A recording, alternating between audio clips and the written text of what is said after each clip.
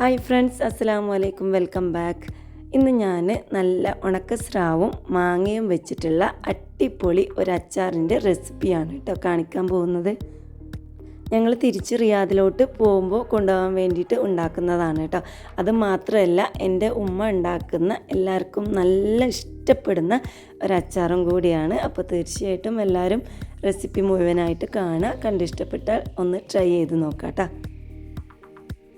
അതോടൊപ്പം എൻ്റെ channel subscribe ചെയ്യാത്തവർ ആരെങ്കിലും പുതിയ വ്യൂവേഴ്സ് ഉണ്ടെന്നുണ്ടെങ്കിൽ തീർച്ചയായിട്ടും ഒന്ന് സബ്സ്ക്രൈബ് ചെയ്തിട്ട് റെസിപ്പി കാണുക.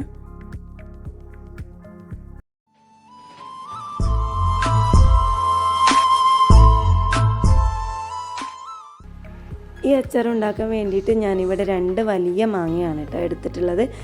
ഇതിപ്പോൾ പുറത്തുനിന്ന് വാങ്ങിയ മാങ്ങയാണ്. കുറച്ച് ഒരു മഞ്ഞ കളറായിട്ടുണ്ട് കേട്ടോ, പഴുപ്പായിട്ടുണ്ട്. അതുപോലെ തന്നെ ഉണക്കസ്രാവ് കുറച്ച് ഉണക്കസ്രാവ് എടുത്തിട്ടുണ്ട്. ഇനി നിങ്ങൾക്ക് ഇതിൽ ക്വാണ്ടിറ്റി കൂട്ടണം എന്നുണ്ടെങ്കിൽ എത്രയാണോ ഉണക്കസ്രാവ് വേണ്ടത് അത്രയും എടുക്കാം കേട്ടോ. അപ്പോൾ ഉണക്കസ്രാവ് വെള്ളത്തിലിട്ട് വെച്ചിട്ടൊന്നുമില്ല, ജസ്റ്റ് ഒന്ന് നന്നായിട്ടൊന്ന് കഴുകിയിട്ട് അതിൽ ഉപ്പും മുളക് പൊടി മഞ്ഞൾപ്പൊടിയൊക്കെ തേച്ച് വെച്ചിട്ട് ജസ്റ്റ് ഒന്ന് ഫ്രൈ ചെയ്തെടുക്കുന്നുണ്ട്. ഞങ്ങളിപ്പോൾ ഇത് അടുപ്പത്ത് വലിയ ഉരുളി വെച്ചിട്ടാണ് ഉണ്ടാക്കുന്നത്. അപ്പോൾ നിങ്ങളെ കയ്യിൽ അങ്ങനെ അടികട്ടിയുള്ള ഉരുളിയോ അല്ലെങ്കിൽ നല്ല അടികട്ടിയുള്ള ചട്ടി ഉണ്ടെന്നുണ്ടെങ്കിൽ അച്ചാർ ഉണ്ടാക്കുമ്പോഴൊക്കെ അത് എടുക്കാൻ നോക്കുക.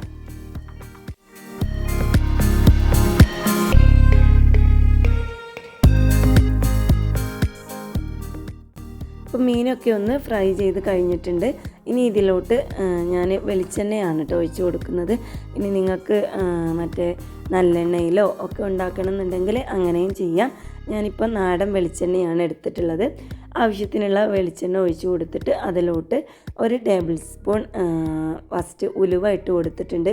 ഇതിപ്പോൾ കുറച്ചധികം ക്വാണ്ടിറ്റിയിൽ ഉണ്ടാക്കുന്നത് കൊണ്ട് തന്നെ ഞാനിവിടെ 1 ടേബിൾ സ്പൂൺ ഉലുവ ഇട്ട് കൊടുത്തിട്ടുണ്ട് കേട്ടോ.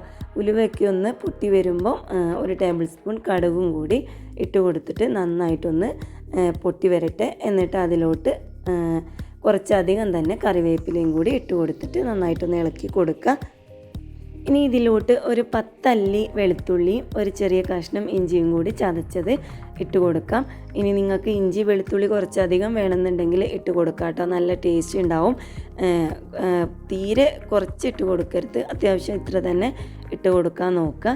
എന്നിട്ട് ആ എണ്ണയിൽ കടന്ന് ആ ഒരു വെളുത്തുള്ളിയുടെ പച്ചമണം മാറുന്നത് വരെ നന്നായിട്ടൊന്ന് വഴറ്റി കൊടുക്കുക കേട്ടോ. ഒരുപാട് നേരം ഒന്ന് വഴറ്റി കൊടുക്കണ്ട, ജസ്റ്റ് ഒന്ന് എണ്ണയിലൊന്നിങ്ങനെ മൂപ്പിച്ചെടുത്താൽ മതിയാവും. ഇത് ഞാൻ പറഞ്ഞല്ലോ, ഉമ്മാൻ്റെ റെസിപ്പി ആയതുകൊണ്ട് തന്നെ പ്രത്യേക അളവും കാര്യങ്ങളൊന്നുമില്ല, എങ്കിലും ഞാൻ ജസ്റ്റ് ഒന്ന് നിങ്ങൾക്ക് വേണ്ടിയിട്ട് പറഞ്ഞു തരാം കേട്ടോ. അപ്പോൾ ഉമ്മ ഒരുപാട് അച്ചാർ ഉണ്ടാക്കാറുണ്ട്.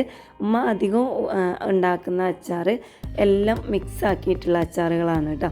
ഇനിയിപ്പോൾ മാങ്ങച്ചാറായാലും അങ്ങനെ എന്തുണ്ടെങ്കിലും ഓരോന്നാക്കിയിട്ട് ഉണ്ടാക്കാറില്ല, വെജിറ്റബിൾസൊക്കെ മിക്സ് ആക്കിയിട്ടാണ് ഉമ്മ അച്ചാർ ഉണ്ടാക്കാറുള്ളത്. അതെല്ലാവർക്കും ഇവിടെ എല്ലാവർക്കും ഭയങ്കര ഇഷ്ടമാണ് കേട്ടോ. ഇവിടെ ആര് വന്നാലും ഉമ്മാൻ്റെ അച്ചാർ കൊണ്ടുപോകാറുണ്ട്. ഇനി ഇതിലോട്ട് പൊടികൾ ഓരോന്നായിട്ട് ഇട്ട് കൊടുക്കാം. അപ്പോൾ ഒരു 4-5 ടേബിൾ സ്പൂൺ മുളക് പൊടി ഇതിലോട്ട് ഇട്ട് കൊടുത്തിട്ടുണ്ട്. ഇനി നിങ്ങളത് നല്ല എരിവുള്ള മുളക് പൊടിയാണെങ്കിൽ ഒരു 3 ടേബിൾ സ്പൂണൊക്കെ മതിയാവും കേട്ടോ. ഇത് എരിവുണ്ടോ എന്ന് ചോദിച്ചാൽ നല്ല എരിവൊന്നുമില്ലെങ്കിലും അത്യാവശ്യം എരിവുള്ള മുളക് പൊടി തന്നെയാണ്. എന്നിട്ട് അതിലോട്ട് ഒരു 1.5 ടേബിൾ സ്പൂൺ മഞ്ഞൾപ്പൊടി, ഒരു 2 ടേബിൾ സ്പൂൺ മല്ലിപ്പൊടിയും കൂടി ചേർത്ത് കൊടുത്തിട്ട് നന്നായിട്ടൊന്ന് വഴറ്റിയെടുക്കാം കേട്ടോ. അപ്പോൾ ഞാനത് പറഞ്ഞു, കുറച്ച് അധികം ക്വാണ്ടിറ്റിയിലാണ് ഉണ്ടാക്കുന്നത്, അപ്പോൾ അതുകൊണ്ടാണ് ഇത്രയും ഇട്ട് കൊടുത്തത്. നിങ്ങൾ അളവിനനുസരിച്ച് ഇട്ട് കൊടുക്കുക കേട്ടോ. അപ്പോൾ ഞാനൊക്കെ ഉണ്ടാക്കുമ്പോൾ എണ്ണയിൽ നേരിട്ട് ആ ഒരു പൊടികളൊക്കെ നന്നായിട്ട് വഴറ്റിയെടുത്തിട്ടാണ് മാങ്ങയാണെങ്കിലും എന്തും ഇട്ട് കൊടുക്കാറുള്ളത്. അപ്പോൾ ഉമ്മ അങ്ങനെ അച്ചാറൊന്നും ഉണ്ടാക്കുമ്പോൾ അങ്ങനെ കുറേ നേരം വഴറ്റിയെടുത്തു അങ്ങനെയൊന്നും ഉണ്ടാക്കില്ല കേട്ടോ. പെട്ടെന്ന് ഉമ്മാൻ്റെ പണി തീരും. അപ്പോൾ ഉമ്മ മുളക് പൊടി ഇട്ട് കൊടുത്തിട്ട് പിന്നെ മാങ്ങ ഇട്ട് കൊടുത്തിട്ടാണ് അതിലോട്ട് ബാക്കിയുള്ള പൊടികളൊക്കെ ഇട്ട് കൊടുത്തിട്ടുള്ളത് കേട്ടോ. അങ്ങനെ പ്രത്യേക ഇതൊന്നുമില്ല, പെട്ടെന്ന് തന്നെ അച്ചാറുണ്ടാക്കി കഴിയും. അങ്ങനെ ആ പൊടികളൊക്കെ ഒന്ന് മാങ്ങയിൽ നന്നായിട്ടൊന്ന് വഴറ്റിയെടുത്തതിന് ശേഷം ഉമ്മ വിനാഗിരി ഒഴിച്ച് കൊടുത്തിട്ടുണ്ട് കേട്ടോ. ഇപ്പോൾ കുറച്ചധികം തന്നെ ഉമ്മ വിനാഗിരി ഒഴിച്ച് കൊടുത്തിട്ടുണ്ട്. അല്ലെങ്കിൽ അധികം വിനാഗിരി ഒന്നും ഉമ്മ യൂസ് ചെയ്യാറില്ല. കുറച്ച് വിനാഗിരി ഒഴിച്ച് കൊടുത്തിട്ട് ബാക്കി ചൂടുവെള്ളമാണ് ഒഴിച്ച് കൊടുക്കാറുള്ളത്. ഇതിപ്പോൾ ഞങ്ങൾക്ക് അങ്ങോട്ട് കൊണ്ടുപോകേണ്ടത് കൊണ്ടാണ് കുറച്ചധികം തന്നെ വിനാഗിരി ഒഴിച്ച് കൊടുത്തിട്ടുള്ളത് കേട്ടോ. ഇനി നിങ്ങൾക്ക് വിനാഗിരി ഒരുപാട് യൂസ് ചെയ്യാൻ ഇഷ്ടമില്ല എന്നുണ്ടെങ്കിൽ കുറച്ച് വിനാഗിരും ബാക്കിയുള്ളത് ചൂടുവെള്ളം കൂടി ഒഴിച്ച് കൊടുത്തിട്ട് മിക്സാക്കിയാൽ മതി കേട്ടോ. ഇനി അതുപോലെ തന്നെ ടൈറ്റിനനുസരിച്ച് നിങ്ങൾ ലൂസാക്കിയിട്ട് ഒഴിച്ച് കൊടുക്കുക. ഇതിപ്പോൾ നമ്മളൊന്ന് വെന്ത് കഴിഞ്ഞാൽ ഒരുപാട് ടൈറ്റ് ആവുന്ന രീതിയിലുള്ള അച്ചാറൊന്നുമല്ല. അപ്പോൾ ഒരുപാട് ലൂസാക്കി എടുക്കണ്ട, പാകത്തിനുള്ള വിനാഗിരും വെള്ളം ഒഴിച്ച് കൊടുത്താൽ മതിയാവും. അങ്ങനെ അത് ഒഴിച്ച് കൊടുത്താൽ ലാസ്റ്റ് നമ്മൾ ഒരു ഫ്രൈ ചെയ്ത് വെച്ചിട്ടുള്ള ഉണക്കസ്രാവും കൂടി അതിലിട്ട് കൊടുത്തിട്ട് നന്നായിട്ടൊന്ന് മിക്സാക്കിയിട്ട് എടുക്കുക. എന്നിട്ട് നന്നായിട്ട് ഇതൊന്ന് തിളപ്പിച്ചെടുക്കുക. ഇതിലിപ്പോൾ ഞങ്ങൾ ഉപ്പ് ചേർത്തിട്ടില്ല, കാരണം ഉണക്കസ്രാവ് വെള്ളത്തിലിട്ട് ഉപ്പ് കളഞ്ഞിട്ടല്ല ഞങ്ങൾ ഇതിലെടുത്തിട്ടുള്ളത്.